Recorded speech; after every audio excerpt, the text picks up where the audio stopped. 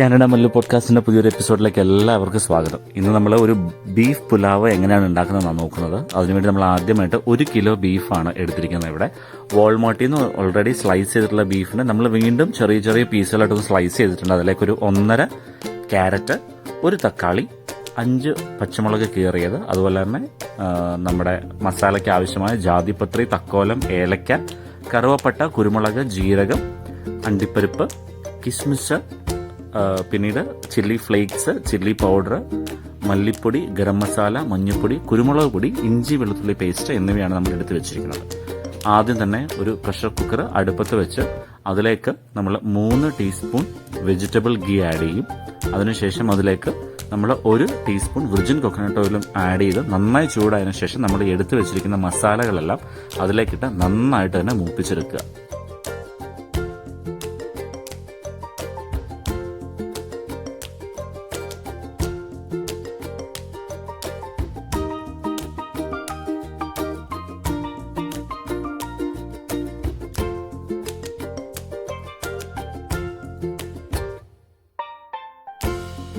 നന്നായി ഇത് മൂത്ത് വന്നതിന് ശേഷം നമ്മൾ അതിലേക്ക് അരിഞ്ഞു വെച്ച 3 സവോള ഇട്ട് കൊടുത്ത് നന്നായി ഇളക്കണം. അതിനൊക്കെ നമ്മൾ വീണ്ടും കുറച്ചുകൂടെ നെയ്യ് ആഡ് ചെയ്തു. നന്നായി ഇളക്കി അതിലേക്ക് നമ്മൾ കുറച്ച് തക്കാളി സ്ലൈസ് ചെയ്തത്, പച്ചമുളക് അരിഞ്ഞത്, ഇഞ്ചി വെളുത്തുള്ളി പേസ്റ്റും അതുപോലെ തന്നെ നമ്മുടെ ബീഫ് ഫുഡ് ഇട്ട് നന്നായിട്ട് മിക്സ് ചെയ്തതിന് ശേഷം നമ്മളിത് കുക്കർ അടച്ച് അടുപ്പത്തേക്ക് വെക്കുകയാണ്. ഏകദേശം ഒരു 4 വിസിൽ അടുപ്പിക്കാൻ വേണ്ടിയിട്ടാണ് നമ്മളിത് വെക്കുന്നത്. അതിനുശേഷം മറ്റൊരു പാനിൽ നമ്മൾ കുറച്ച് നെയ്യിട്ട് സവോള നന്നായിട്ട് തന്നെ മൂപ്പിച്ച് നല്ലവണ്ണം ഒരു ഗോൾഡൻ ബ്രൗൺ ഷെയ്ഡ് ആകുന്നവരെ മൂപ്പിച്ചെടുത്തു.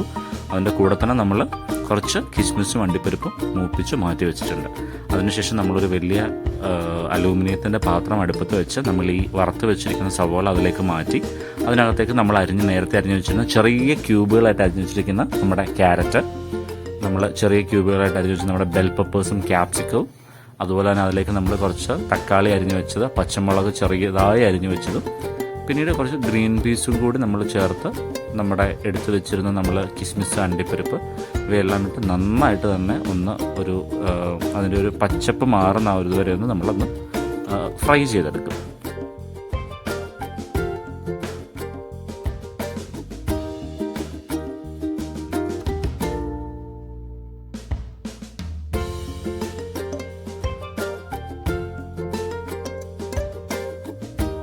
പെട്ടെന്ന് മൂക്കാൻ വേണ്ടിയിട്ട് നമ്മളിതിലേക്ക് കുറച്ച് ആവശ്യത്തിന് ഉപ്പ് ചേർക്കണം. നമ്മളിവിടെ ഹിമാലയൻ പിങ്ക് സോൾട്ടാണ് ആഡ് ചെയ്യുന്നത്. അതുപോലെ ഇതിലേക്ക് നമ്മൾ നല്ല പുളിയുള്ള ഒരു 2 ടേബിൾ സ്പൂൺ തൈരും കൂടി ആഡ് ചെയ്തിട്ട് അതിനകത്തേക്ക് കുറച്ച് ഗരം മസാല കൂടെ ഇട്ട് നന്നായിട്ട് ഇളക്കി കൊടുക്കണം. അതിനുശേഷം നമ്മൾ ആവശ്യത്തിനുള്ള നമ്മുടെ മല്ലിപ്പൊടി, അതുപോലെ തന്നെ നമ്മൾ കുറച്ച് കുരുമുളക് പൊടി, നമ്മൾ ഓൾറെഡി ക്രഷ് ചെയ്ത് വെച്ചിരിക്കുന്ന കുറച്ച് ചില്ലി ഫ്ലേക്സും കൂടെ ഇട്ട് നന്നായിട്ട് തന്നെ നമ്മൾ അത് ഇളക്കി നന്നായിട്ട് യോജിപ്പിച്ച് അതിനൊരു പച്ച മണം മാറുന്നത് വരെ നമ്മളതൊന്ന് മൂപ്പിച്ചെടുക്കണം.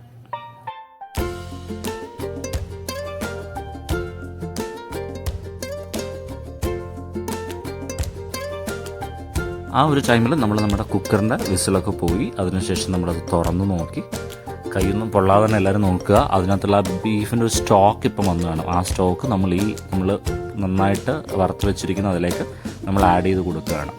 അങ്ങനെ ആഡ് ചെയ്ത് കൊടുത്ത് അത് ജസ്റ്റ് ഒന്ന് തിളയ്ക്കുന്ന ആ ഒരു ടൈമിൽ നമ്മൾ നമ്മുടെ ബീഫും കംപ്ലീറ്റ് ബാക്കി മസാലകളും എല്ലാം കൂടെ അതിനകത്ത് ആഡ് ചെയ്യും. നല്ല മണം വരുന്നുണ്ട് ഇപ്പം തന്നെ. അതിലേക്ക് നമ്മൾ കുറച്ചുകൂടി വെള്ളം ഒഴിച്ച് ഒന്ന് തിളപ്പിക്കാൻ വേണ്ടിയിട്ട് വെയിറ്റ് ചെയ്തതിന് ശേഷം നമ്മുടെ അരി നമ്മൾ ഓൾറെഡി ഏകദേശം 10 പേർക്കുള്ള ബീഫ് പുലാവാണ് ഇന്നിവിടെ ഉണ്ടാക്കുന്നത്. അതിലേക്ക് നമ്മൾ കഴുകി വെച്ചിരിക്കുന്ന അരി നമ്മൾ അതിനകത്തേക്ക് ഇട്ട് കൊടുക്കുകയാണ്. നന്നായിട്ട് ഇട്ട് കൊടുത്ത് കുറച്ച് വെള്ളം കൂടെ നമ്മൾ അതിലേക്ക് ആഡ് ചെയ്യും. ഇപ്പം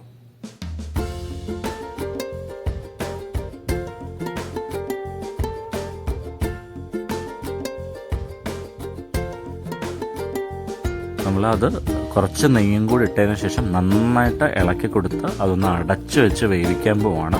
ഇടയ്ക്ക് അടി പിടിക്കാതെ പ്രത്യേകം നിങ്ങൾ ശ്രദ്ധിക്കണം. അതിനുശേഷം നമ്മളതൊന്ന് തുറന്നു നോക്കി ഇടയ്ക്കൊന്ന് തുറന്നു നോക്കിയിട്ടുണ്ടായിരുന്നു. അതിനുശേഷം നമ്മൾ വീണ്ടും തുറക്കുന്നത് വെള്ളം നന്നായിട്ട് വറ്റി യോജിച്ചിട്ടുണ്ട്. നമ്മുടെ ബീഫ് പുലാവ് തയ്യാറ്.